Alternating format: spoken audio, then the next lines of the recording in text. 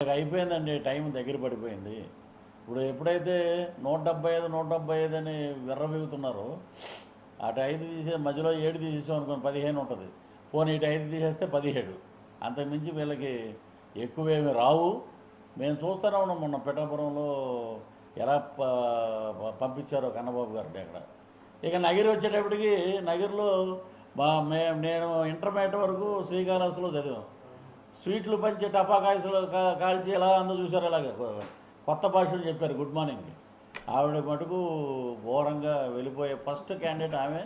So ఇవన్నీ ఏంటంటే ఇన్ని దుర్మార్గాలు పెట్టుకుని పైకి ఏంటంటే మేము చాలా గొప్పవాళ్ళం, చాలా ఉన్నతులం.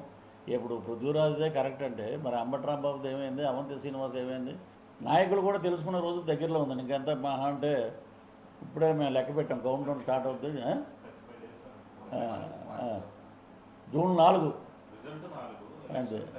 అప్పుడు కరెక్ట్గా మేము మంగళగిరి క్యాంప్ ఆఫీస్ దగ్గరను రోజా ఊరికి వెళ్ళాలి. పొద్దున ఇక్కడ చేసి సాయంత్రం అటు వెళ్తాం నగిరి. చిరంజీవి గారి ఇంటికి మినిస్టర్ అయ్యి వస్తే నేను అడిగాను, నేను బోలాశంకర్ ప్యాచ్ వరకు జరుగుతున్నప్పుడు అన్నయ్య ఏంటి అని అడిగితే వాళ్ళ విజ్ఞతకే వదిలేసాం మనం. ఆయన ఇంటికి పిలిచి బట్టలు పెట్టి భోజనం పెట్టి వాళ్ళని గౌరవించి పంపించారు మినిస్టర్ అయ్యి.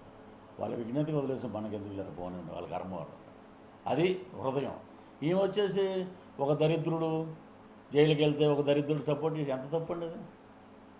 అంటే నీకు నోరు ఉంది కదని చెప్పి ఏది పడితే ఉన్నది. తిరుమలలో పైన కొండ దగ్గర రాజకీయాలు మాట్లాడుతూ ఉంటారు, దరిద్రమైన మాట్లాడినా అక్కడే మాట్లాడతారు ఇక. మరి అవి కట్ చేయరు. ఉన్నాయిలంటే చాలా బాగున్నాయి. మా దగ్గర బ్రౌన్ డైరీ ఉంది, పృథ్వీరాజ్ డైరీ. ఆ డైరీలో భాగవతాలన్నీ నేను రేపు ప్రచారం మొదలుపెట్టినప్పటి నుంచి రోజుకు ఒకటి వదులుతూ ఉంటాను. ఏది నేను ఎప్పుడు బయటకు వచ్చినప్పుడే రాశాను 2020లో. ఎప్పుడు ఇప్పుడు ఈడు అడుగు తినేవాడు, వీడికి ఎన్ని వేల కోట్లు ఎక్కడి నుంచి వచ్చినాయి, వీడి చరిత్ర ఏంటి, వీడు తాగే బాటిల్స్ ఏంటి, మన దౌర్భాగ్యం కాకపోతే ఇవన్నీ చూసాం మనం. ఒకటి ఇరిగేషన్ మినిస్టరు, ఏం తెలుసు ఇరిగేషన్?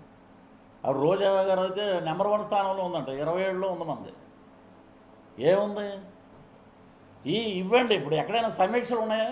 ఒకటే, పవన్ కళ్యాణ్ గారికి 3 పెళ్ళిళ్ళు, పృథ్వీరాజు గారు వెనక నుంచి పట్టుకున్నాడు, నువ్వురా ముందు నుంచి పట్టుకుంటా నేను.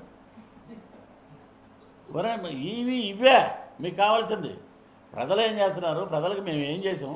ఇప్పుడు మేము కలిసారు, మీడియా మిత్రులు పిలిచారు, ఏమంటే మీ అనుభవాలు చెప్పండి అన్నారు. అలాగే ఎక్కడైనా మీ శాఖల గురించి ఎవడైనా మాట్లాడా? అవి లేవు.